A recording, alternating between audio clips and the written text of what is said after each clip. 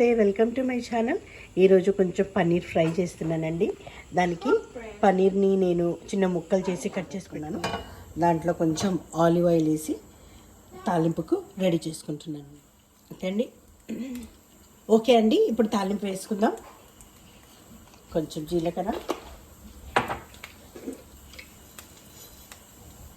ఆవాలు అవి కొంచెం చిటపట్లు ఆడిన తర్వాత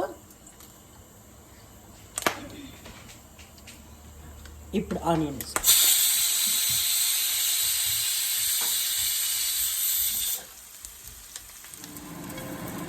ఇప్పుడు ఆనియన్స్ చూద్దామండి.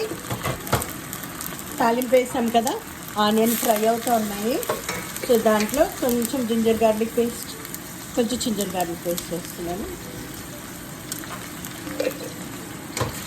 జింజర్ గార్లిక్ పేస్ట్ని కలిపేసుకొని మళ్ళీ మూత పెట్టుకుందాం. చక్కగా ఫ్రై అవ్వనిద్దాం. ఇప్పుడు ఓపెన్ చేద్దాం ఆనియన్స్ని. ఇందులో కొంచెం పసుపు వేసుకుందాం.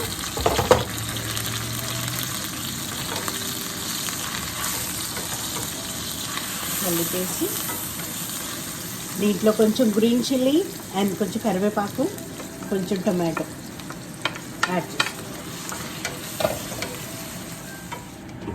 ఈ టొమాటోని మనం కొంచెం మగ్గనిద్దామండి. ఓపెన్ చేద్దామండి. ఓపెన్ చేసి చూద్దాం.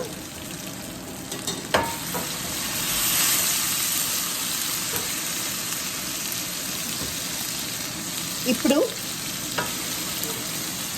అంత చిన్నగా కట్ చేసి పెట్టుకున్న పన్నీర్ వేసేద్దాం. కలిపేద్దాం చక్కగా. చాలా బాగుందండి, కలర్ఫుల్గా ఉంది. చాలా పన్నీర్, టొమాటో, పన్నీర్ ఇదంతా కలిపి ఇప్పుడు దీంట్లో కొంచెం సాంబార్ పొడి వేస్తున్నానండి.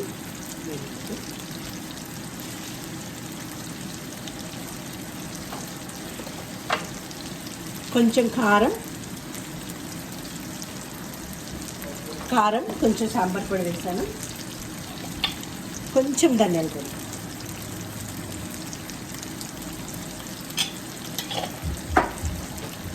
కొంచెం సాల్ట్, రుచికి సరిపడినంత సాల్ట్, మీకు ఎంత కావాలో అంత వేసి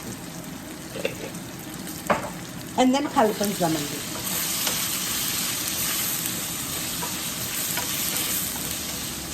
ఈ ఫ్రైకి సాంబార్ మసాలా చాలా బాగుంటుంది.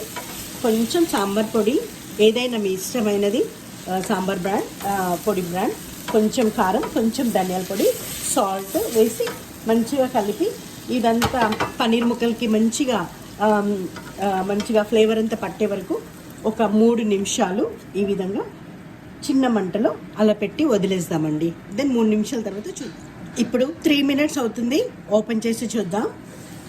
అంటే 3 to 4 మినిట్స్ నుంచి ఉడుకుతుంది. సో స్టవ్ ఆఫ్ చేస్తున్నానండి. చాలా మంచి స్మెల్ వస్తుంది. చూడండి, ఎంతో సింపుల్గా చేసుకునే పన్నీర్ ఫ్రై చాలా టేస్టీగా ఉంటుంది. కలిపి చూద్దాం.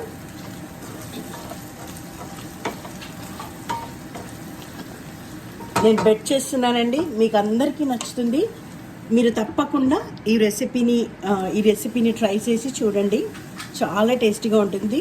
దోశలోకి బాగుంటుంది, చపాతీలోకి బాగుంటుంది. ఇంకా మన తెలుగు వాళ్ళకి చెప్పాల్సిన అవసరం లేదు, రైస్లోకి. సో దేనిలోకైనా ఈ రెసిపీ చాలా చాలా టేస్టీగా ఉంటుందండి. మీరు తప్పకుండా ట్రై చేయండి. థ్యాంక్ యూ సో మచ్ అండి. Thanks for watching. Please like, share, subscribe my channel. God bless you all.